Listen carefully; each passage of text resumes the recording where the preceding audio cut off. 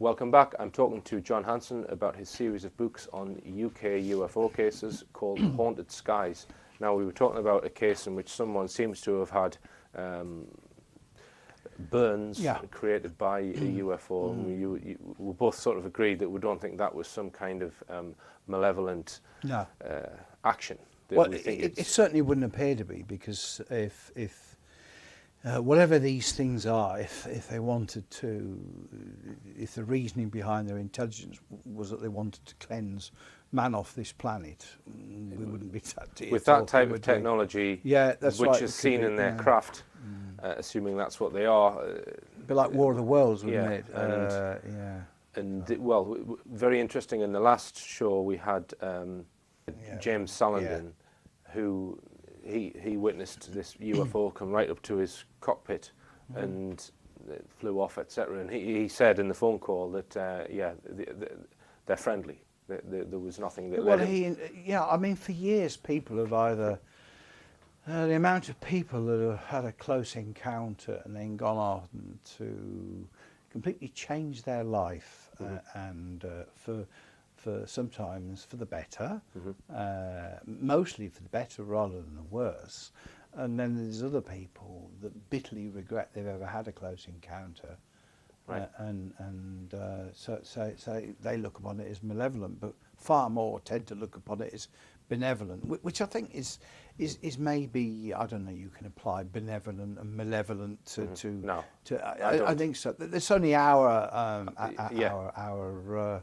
phraseology, if you want, to describe something that we really don't know what the heck we're dealing with. But you can't put it into those terms. No, you can look at the evidence and try and discuss motives, what their motives are, and their reasoning or logic, etc., as to why they're doing X, Y, and Z. But to attach malevolence and benevolence, for me, you're getting into emotions. There's emotion attached to those words, right? Which is a very human thing. It is. So you're colouring the scientific study of it with human emotion, and for me, that needs to be kept out of it, because until you understand the facts and don't deviate from the facts, which include motivations as to why they're here and what their program is, you get sucked into that argument of they're here to be nice to us, or they're here to deceive us, and it's not. For me, it's not as clear. It's not as clear cut. No, it never will be. We've spoken to again. I didn't realise till we spoke to Nigel. I didn't realise he's never told me about the vivid dreams that he's been experiencing. And normally people will have vivid dreams, as you know, after an encounter. And I think we both know what those dreams involve. But he's having them now. I mean, for all I know, he might have a medical problem, or he might have some medicine that's causing. I don't know, but it's strange that so many people have these vivid dreams after, and it's a byproduct, isn't it? There is a school of thought that, and I discussed this on my show a few weeks ago, that consciousness, or the non-physical aspect of human beings, can be made contact with via other entities. Yeah, and, I'm sure. And that maybe manifests itself in dreams or what have you. But again, I don't like to err into areas where we can't really have any concrete evidence. But it's interesting to note it. But there is concrete evidence in as much that sometimes these objects will leave trace marks. We know that. The guy that passed away and still had problems with some marks on his chest, their sighting in '66, that was a triangular object, but it was hot enough to melt flint. That the heat was hot enough there to melt flint. So something caused that heat. All right, John. Well, have you got another case for us from Volume 3? This was a sighting that was given us by David Rainey. He contacted the Stoke-on-Trent Sentinel after reading of an appeal, because quite often over the last few years we've appealed for sightings, or we've asked for information on the whereabouts of people. And I have to say that where a few years ago it was easy to do it, it's got increasingly more difficult to put that appeal in a paper. 9 times out of 10, the newspapers will not tell us they've published it, and sometimes we're surprised when they publish it weeks or months later. And I've no idea. All we can do is ask for an appeal, but it has got more difficult, and I have no idea why. Probably because I think that the UFO subject is not as important with most people's as it was 5 or 6 years ago. I would argue that even local papers now are ran to a draconian model which has fixed perceptions and does not represent the views of local people fairly in an even and balanced way. That strings are being pulled right from the top into local level newspapers. Reluctantly, I concede with what you're saying, because it's we said before that I have unsuccessfully tried right up to last week to attract the attention of a number of journalists and a number of newspapers, because I've always thought that irrespective of how they understood the question of UFOs, that they would be more than willing to feature a story of an ex-copper who's got immersed in flying saucers, if only to poke fun at me. But unfortunately, that situation has not transpired at all. But I'm not saying there's any conspiracy. I know you would probably think there's a conspiracy, but I can echo what you're saying. I have sent my film Silent Killers, all about the animal mutilation phenomenon, to a local journalist. Nothing covered on that.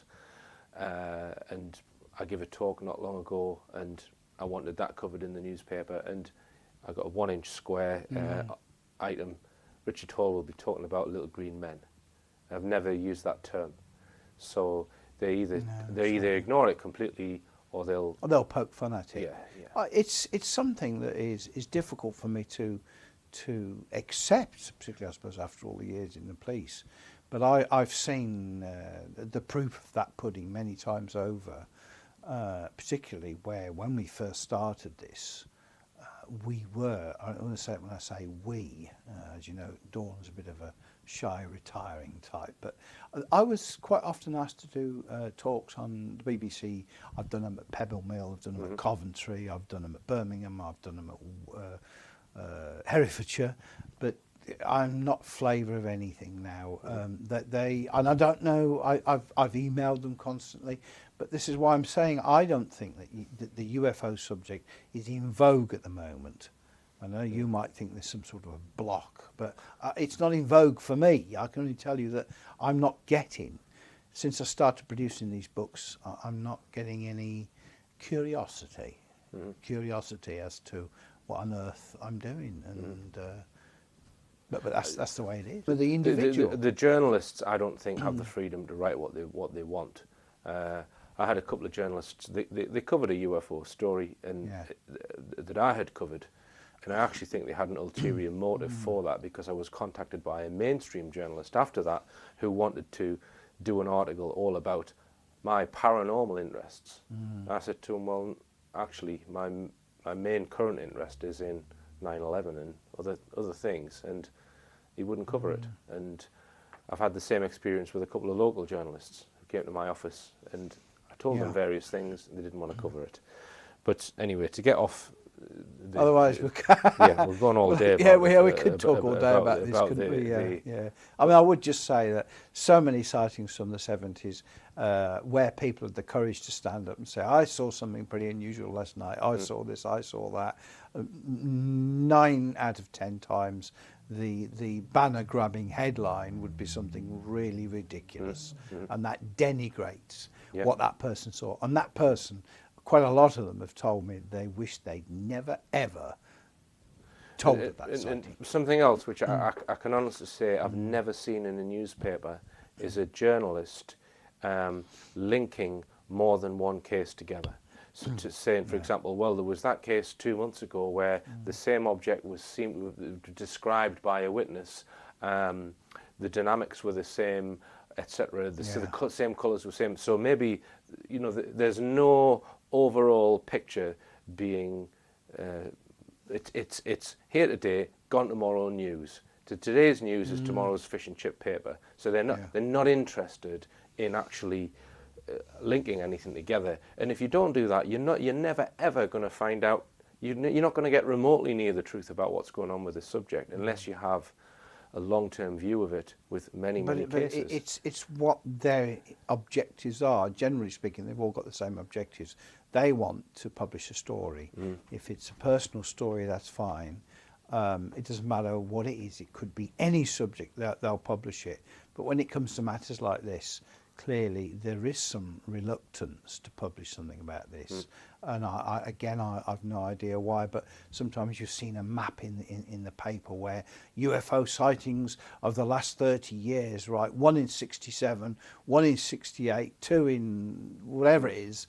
But the truth of the matter is it's horrendous, the amount of sightings. And these are the people that have reported it. What about the people that didn't report it? And, so, but anyway, we start talking about things and go right off what we're going to talk about. So right, Mr. Rainey. Yeah, Mr. David Rainey contacted us, and he said that one of the strangest things I ever saw occurred just after midnight in September 66. I was aged 19 and living at number 1 Raglan Street on the Colville Estate, Western Coiney, which was Staffordshire. And again, Staffordshire, there was a huge wave of sightings in Staffordshire. And he says that in those days, the BBC radio, then known as the Light programme, used to close down at midnight. I remember preparing for a bed a few minutes past midnight when the room was lit up by a powerful burst of light that shone like day. The radio, which was still on at the time, went mad with static. The light faded away as did the static. A few seconds later, the same thing happened again. The radio started whining. I went over to the window and pulled back the curtains to be met by a powerful light that blinded with its intensity as it swung around towards me. As it moved away, the radio ceased its static. Slowly but surely, 3, I couldn't have made this up, 3 luminescent blue glowing balls of light then came from the position of where the lights had been, the right one near Cavershaw, the second Cavers wall, the centre one down towards the River Blythe, and the left towards Sheep Wash Lane. It glided silently over the fields. I saw a car going up Sheep Wash Lane. One of the blue glowing spheres passed within a few hundred yards of the car. The driver must have seen it. Then the beam went out, leaving darkness to return. So that's what he saw. And once again, we're just selecting. We're not selecting cases involving 3 objects. But again, you can see these objects appear to come in 3s or come in 1 and then split into 3. I don't know. So, I've had that reported to me recently again in a case in Lincolnshire. Objects either coming together or coming apart. Yes. Which was observed at Rendlesham. It was, yeah. And that's quite difficult to explain in terms of any current technology. Well, I don't think we can. When I first became involved in this, it was difficult to believe that luminous objects could split into 2 and then rejoin themselves, but they have, and they do, and they will continue to do so. And sometimes there's a dozen objects, sometimes there's 1, and I don't know. And even more interestingly, sometimes you'll get 3 objects or 4 objects appear in the sky. 2 will then disappear and then will come back hours later.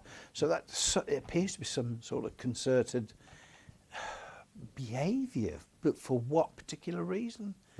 But is it some sort of reflex action, though? Is it? I don't know. Okay. Right. All right. Well, the next one John's going to introduce is from somebody called Alan Prynne. Yeah. Right, Alan. This is in Reading. That's correct, Richard. He was walking home at 4 a.m. on the 7th of November 66. In an ideal situation, I wouldn't have to read this. I could remember it all, but it's virtually impossible. Anyway, as he neared his home address, he noticed a strange glow in the sky, and he thought something was on fire. Now, of course, that goes back to Nigel Frapple. He thought a house was on fire. Yeah. Anyway, he woke up his wife, Philomena. The couple went outside. And he said, I was shocked to see a dark cigar-shaped object hovering over trees at the end of the garden, 60 foot away, accompanied by a crackling noise like an arc welder's torch, glowing blue in colour. I could see portholes in the thing with what looked like something or someone inside moving about. The birds in the trees, which were roosting, were squawking. All the leaves came off the trees, which were blown about everywhere. I shouted for my wife to fetch the camera. When she came back, there was no film in it. By this time, the UFO was above us. My wife hid in the bed. She was so scared. It then slid to the right and went off over woodlands. That was the last I ever saw of it. So, Right. yeah, interesting report. Did the wife see it or not? No, Okay, so it's a single witness case. it that one. was, yeah.